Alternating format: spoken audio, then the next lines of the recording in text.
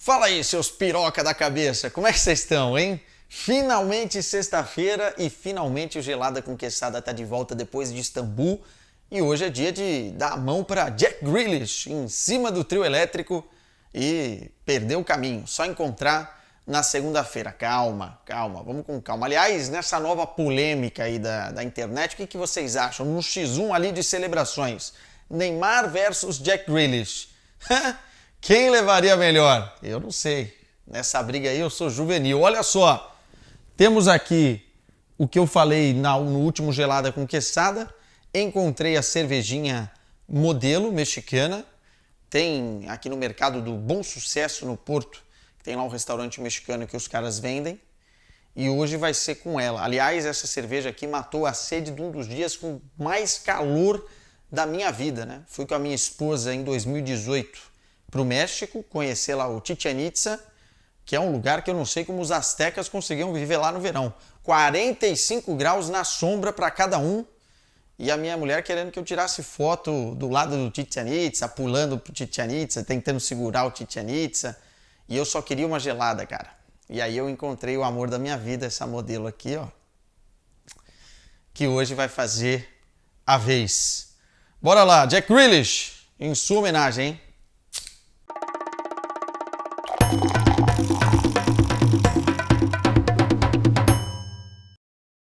Olha só que belezinha, ó. Ó a corzinha dela, ó. Tá louco. Tintim pra vocês. Ah, deixa eu falar uma coisa antes de molhar as palavras. Aqui o copinho do, não sei se dá pra ver direitinho aí, do Porto Beer Fest, né, que tá rolando nesse final de semana aqui no Porto. Não tô ganhando pra fazer essa propaganda aqui, mas pra quem curte uma cerveja diferente, artesanal, experimentar várias cervejas durante um festival, ouvindo uma música, curtindo um sunset, o Porto Beer Fest vale a pena. Tô gravando esse vídeo e já devo estar no Porto Beer Fest, que eu vou nessa sexta-feira lá dar só uma olhadinha, né? Sempre eu compareço, experimento algumas coisas e saio com novas ideias aqui pro Gelada Conquistada. Então o Porto Beer Fest está rolando no final de semana. Quem mora aqui em Portugal, favor aproveitar. Isadora Dorozinski mandou aqui, melhor momento da final de Istambul. Bom, eu poderia citar aqui o jogo, o gol do Rodri, a comemoração de Jack Grealish, que conquistou o coração de todo bêbado do mundo. Enfim, poderia falar vários momentos aqui, as minhas entradas ao vivo, a festa do Manchester City, mas cara, nada foi tão bom, e a gente vai falar disso aqui de novo, porque eu já vi que tem mais pergunta, mas nada foi tão bom quanto o banho turco de Vítor Sérgio Rodrigues e Bruno Formiga. Eu tive essa ideia do banho turco faltando um mês para a final. Foi muito difícil organizá-la, mas concretizá-la foi uma das coisas mais satisfatórias que eu já fiz dentro da TNT Sports. Eu sei que o pessoal vai falar, pô, mas não tem nada a ver com futebol e tal, mas, poxa, eu nunca dei tanta risada gravando algum conteúdo. Cara, aquilo lá foi extremamente qualidade de vida. O Victor BG Giuntoli mandou aqui, partiu gelada sábado com seguidores no Porto Beer Festival. Cara, eu queria ir no sábado, mas tenho compromissos particulares. Todavia, contudo, portanto, entretanto, eu vou estar nessa sexta-feira, inclusive, como eu disse, eu vou anunciar no Instagram. Enfim, se você tiver por lá, cara, a gente toma uma com toda a satisfação do mundo. Mas vale bastante a pena a brasileirada que me segue, que mora aqui em Portugal, e especialmente na cidade do Porto, aproveitar o festival, porque é bem legal. A Bicas 6 mandou, vai para Lisboa ver ou cobrir o jogo da seleção? Sim, segunda-feira eu tô indo para Lisboa, o jogo é na terça contra Senegal no estádio José Alvalade, e lá estarei fazendo a cobertura e também trocando uma ideia com a brasileirada que certamente vai estar lá. Eu postei recentemente nos meus stories o link para comprar os ingressos, então acho que agora já deve estar no limite, porque tem muito brasileiro em Portugal, muito brasileiro em Lisboa, e obviamente estava todo mundo de olho nesse jogo da seleção. Quem não comprou, corre, e mesmo assim vai ser difícil. Favela Clip 2 mandou aqui, que nome, hein? O que você achou do City campeão? Ô Favela, é o seguinte, cara, eu fiz um vídeo lá em Istambul, com um cachorro roendo o osso, com o Santa Sofia atrás e com a camisa do Ace Ventura, falando o que eu achei. Entretanto, para responder a tua pergunta aqui mais breve, eu acho que foi a cereja no topo do bolo desse Manchester City. Eu não sou, quem acompanha o canal aqui sabe, guardiolete. E eu acho que o papel dos comentaristas, dos jornalistas, das pessoas que analisam futebol é fazer uma análise sóbria sobre o trabalho todo. Pelo investimento que o Guardiola fez nesse Manchester City, se ele não vencesse a Liga dos Campeões, o trabalho seria incompleto. Não seria fracasso, pelo amor de Deus, mudou o City de patamar, dominou a Premier League de um jeito talvez jamais visto, mas seria incompleto. Precisava da cereja no topo do bolo, porque é muito dinheiro investido, é muito tempo de trabalho num grupo com excelentes jogadores e com um super treinador. Talvez seja o melhor da história, talvez esteja no patamar dos melhores da história. E merecia vencer a Liga dos Campeões novamente. Eu acho que fez isso com maestria, apesar do jogo contra a Inter de Milão não ter merecido tanto assim. Porque a Inter de Milão teve suas chances, conseguiu anular o Manchester City, fez uma excelente partida. Só que o futebol é isso, cara, e as decisões não são para dar espetáculo, são para vencer. E o Manchester City entendeu isso. Duas perguntinhas aqui de Portugal. O André Rocha mandou pra gente. O Benfica pode gastar 100 milhões que continua com mais dinheiro que o Futebol Clube do Porto e o Sporting. Há muito tempo, eu não sei se exatamente a conta é essa, né? Se fala. Mas há muito tempo que o Benfica conseguiu se estruturar financeiramente de uma forma mais interessante e mais pragmática do que o Porto e do que o próprio Sporting. Tem a ver com a venda de jogadores, obviamente, tem a ver com o faturamento do clube e tem a ver com as recentes vendas acima dos 100 milhões de euros, né? E a verdade é que o Benfica tem condições hoje de contratar. Vamos ver como vai contratar, né? Porque o clube não contrata medalhões, não paga altos salários, o clube tenta contratar jogadores intermediários, oportunidades de mercado para depois revender, talvez, aproveitar um pouco deles, depois revender. Acho que o Benfica estruturalmente está preparado para fazer mais uma bela Champions. E o André também mandou aqui, o Porto precisa primeiro vender o Diogo Costa para conseguir comprar? Interrogação. O Porto precisa, mais uma vez, como foram as temporadas passadas, equilibrar as contas. Isso não necessariamente implica vender o Diogo Costa, pode tentar fazer o dinheiro de outra forma. Mas o ponto é que o ativo mais importante do Porto hoje, em termos financeiros para venda, é o goleiro titular da seleção portuguesa. É o que vai render mais valor aí para o Futebol Clube do Porto. É uma pena que toda temporada o Porto esteja na mesma situação. Tem que vender para sair atrás de reforços. E com o Sérgio Conceição, esses reforços que chegam geralmente demoram uma adaptação, um período pelo menos de 6 meses, 1 ano, porque não dá para comprar assim um jogador tão pronto. Vamos ver como é que vai ser essa temporada e vamos ver como é que vão ser os mercados aí dos clubes portugueses. Luiz B. Gomes mandou duas aqui. Tinha cerveja boa na Turquia? Tinha, cara. A Efes bem geladinha lá é boa.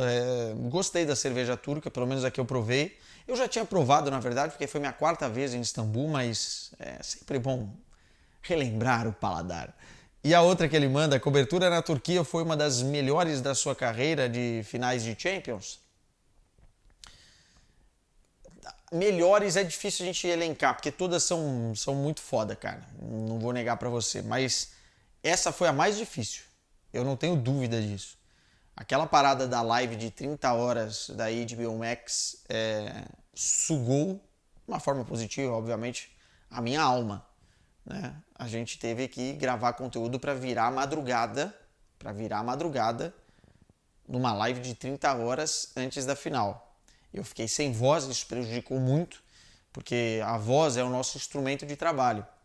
E quando você perde o que você precisa para trabalhar, fica muito difícil. Foi uma das mais desafiadoras, mas eu acho que o resultado final, com as coisas que a gente fez, com o Se Liga, com o café turco, com o banho turco, com a comida turca, com a interação com torcedores, com essa live de 30 horas, com as entrevistas exclusivas com ex-jogadores, com um pré-jogo maravilhoso com a torcida. Eu acho que foi, inclusive a transmissão, participei da transmissão, acho que foi a mais complexa e isso me dá satisfação, obviamente. Theo SP 0411 mandou: você acredita que Ancelotti será o novo técnico da seleção?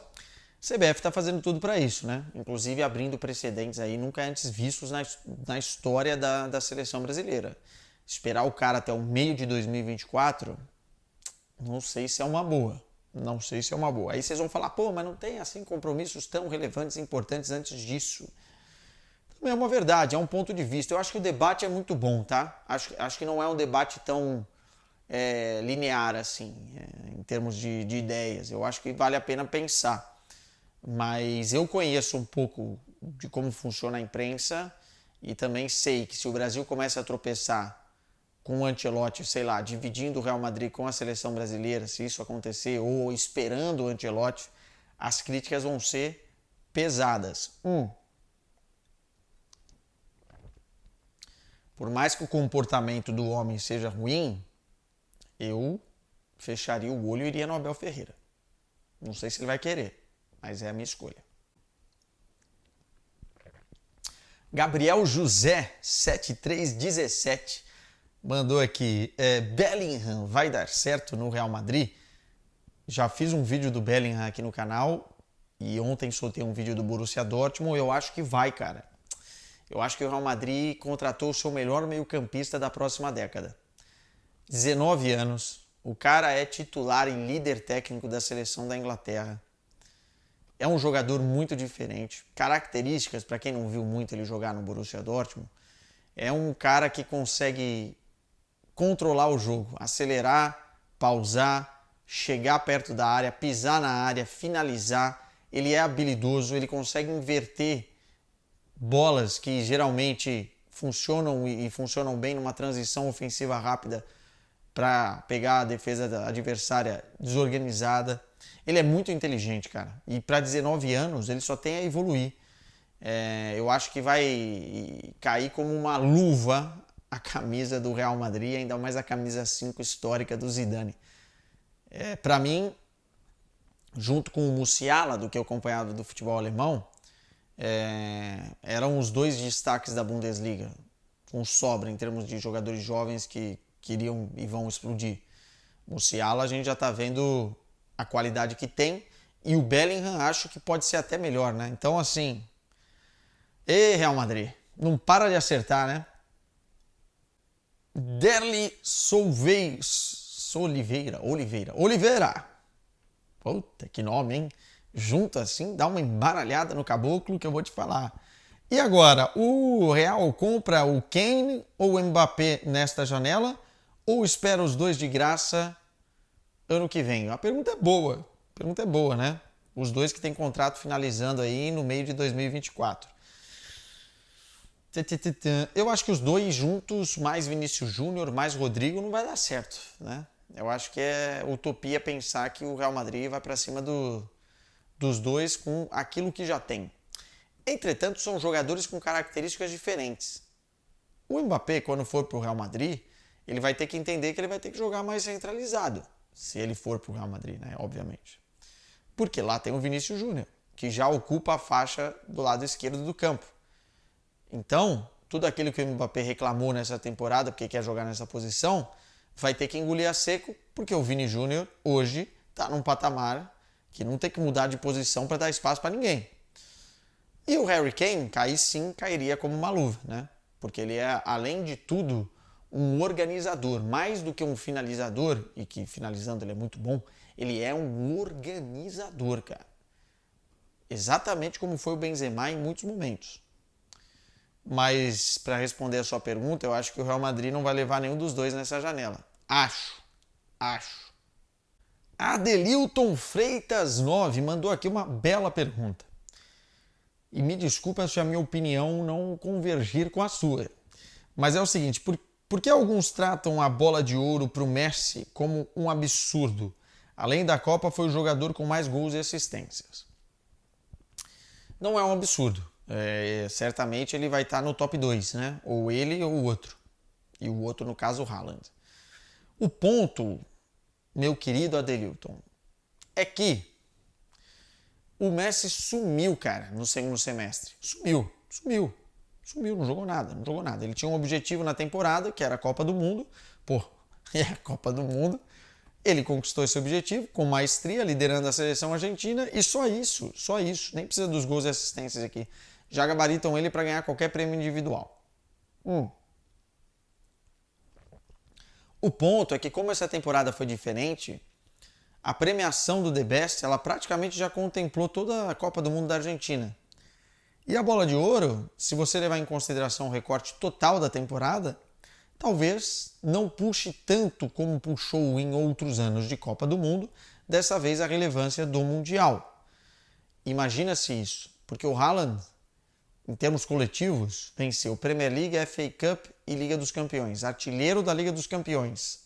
Artilheiro do ano, né? Chuteira de ouro. Não tem jeito, cara. O loirão vai ganhar. Girdrisk. Meu Deus, parece um espirro. Desculpe, errei o seu nome com certeza. O que acha do Vini com a 10? Acho que da seleção, né?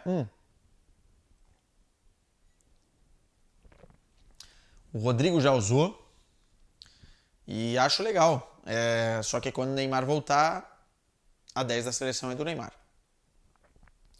E não é questão de ser Neymar Zete ou não, eu acho que tem uma hierarquia aí, né? E a relevância do Neymar para a nossa seleção é muito grande, cara. Ainda é muito grande. Já vou entrar nesse tema que tomou conta aí da internet nesses últimos tempos, mas para mim o Neymar ainda é fundamental para a gente voltar a vencer uma Copa do Mundo. E se não fossem aqueles 4 minutos e outros erros individuais de outros jogadores, o Brasil estaria na semifinal e tudo poderia ser diferente no Catar. Arthur Silva 03 mandou uma pergunta diferente aqui sobre o futebol italiano. O que esperar do Rudi Garcia? Estava no Al Nassr, né? No Napoli, acertou com o Napoli, né? O Spalletti saiu.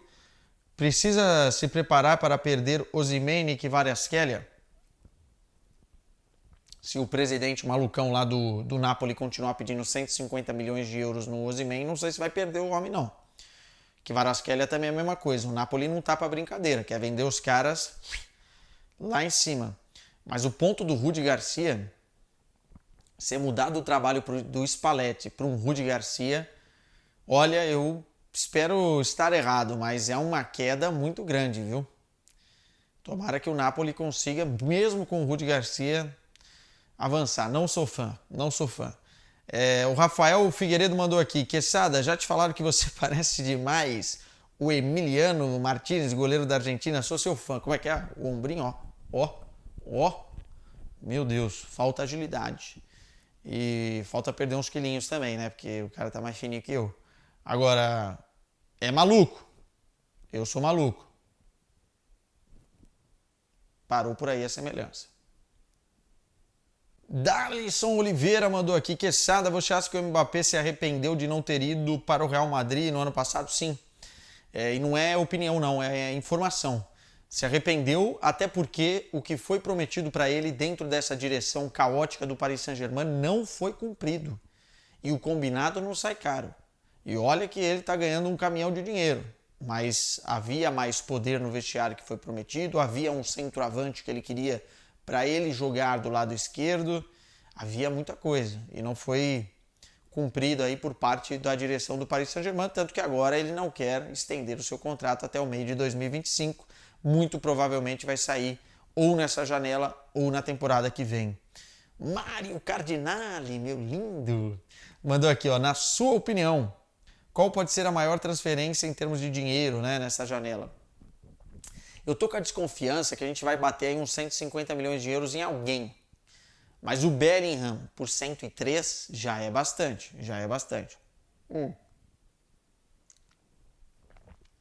Vamos esperar porque a janela é longa. Mas acho que ainda você tem o próprio Osimhen, que eu falei aqui. O Muani não vai sair barato. Se transferir. Deixa eu ver quem mais. O centroavante que for pro Real Madrid, porque todo mundo sabe que o Real Madrid tem dinheiro.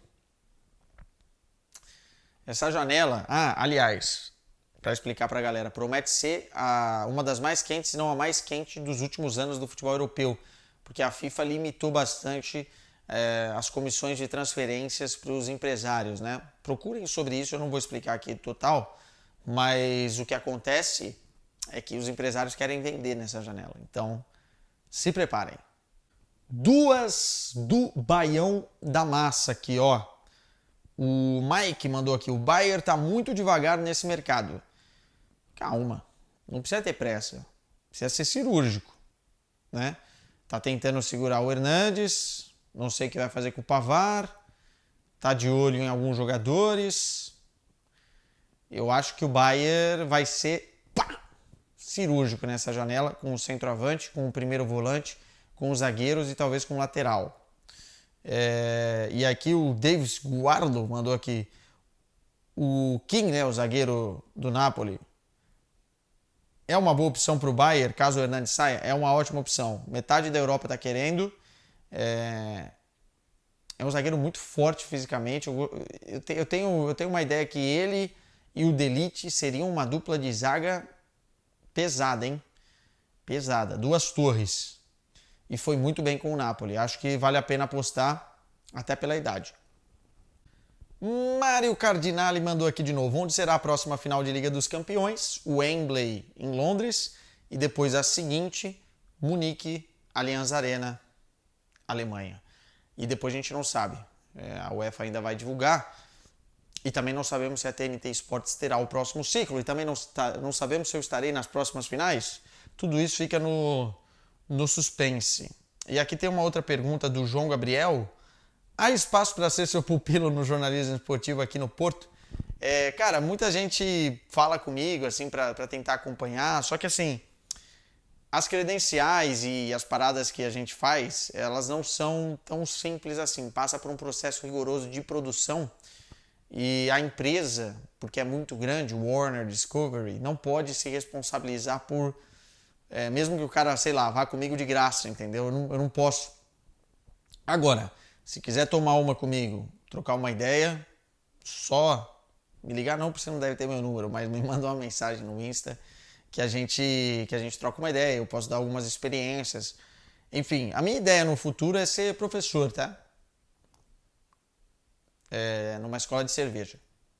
Conversa de bar agora aqui com vocês sobre a polêmica da semana. O Arthur Passos mandou aqui, hoje o Neymar tem mercado na Premier League? E mandou ainda, me sinto um louco perguntando isso. Deixa eu até molhar as palavras.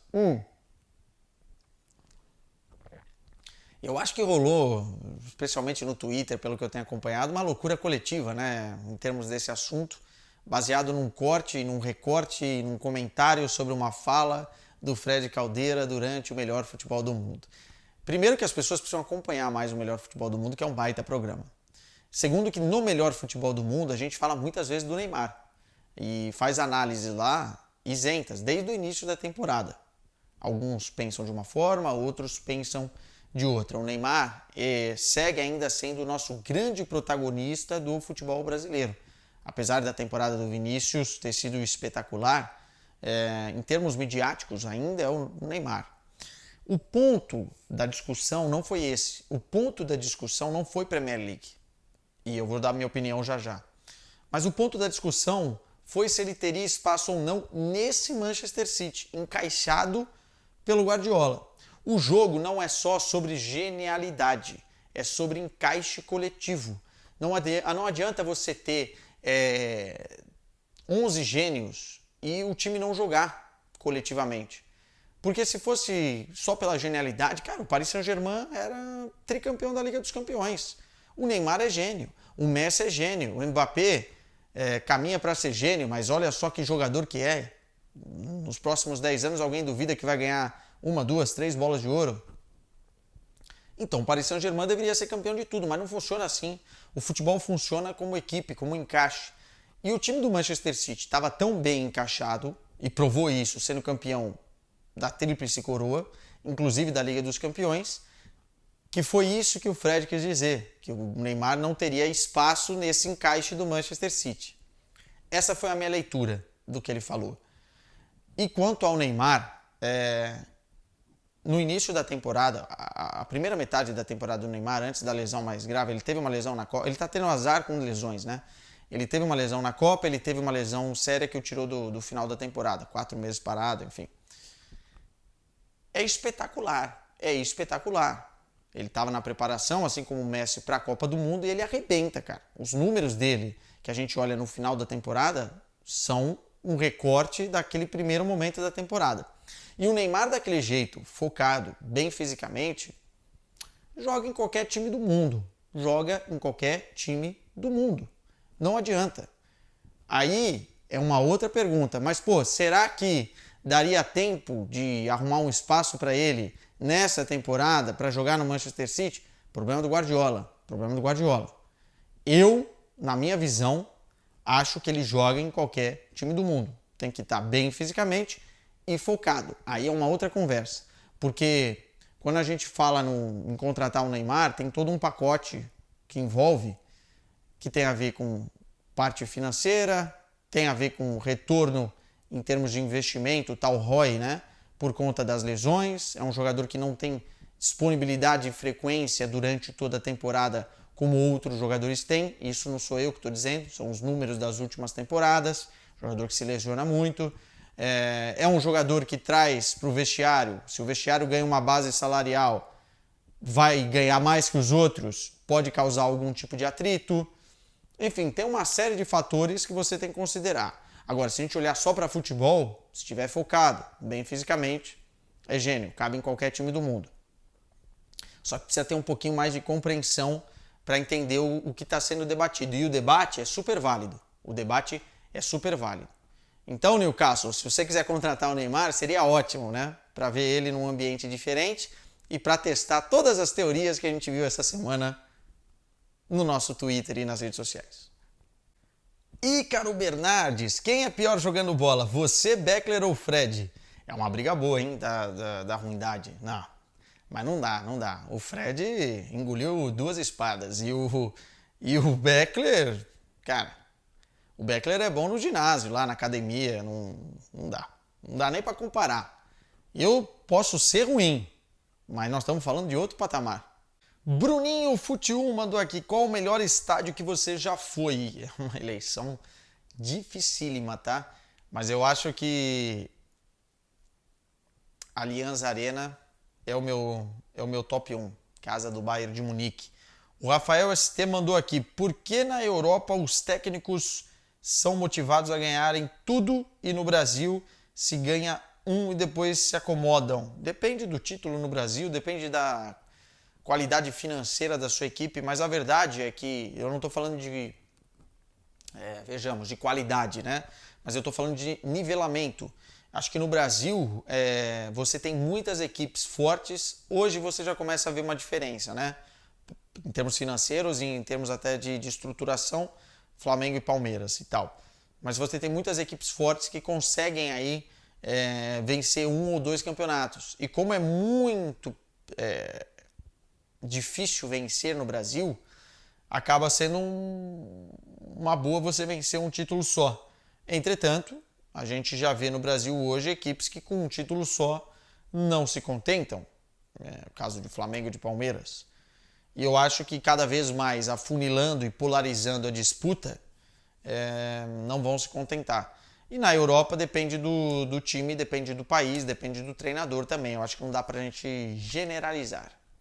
João Marac mandou aqui, Arthur, você ficou decepcionado por não molhar as palavras ao lado de Didico, Adriano Imperador, como antes planejado? Decepcionado não, eu fiquei frustrado porque a gente iria até fazer pauta junto, mas problemas pessoais acontecem com todo mundo e o Adriano não pôde estar lá, foi um desfalque de peso.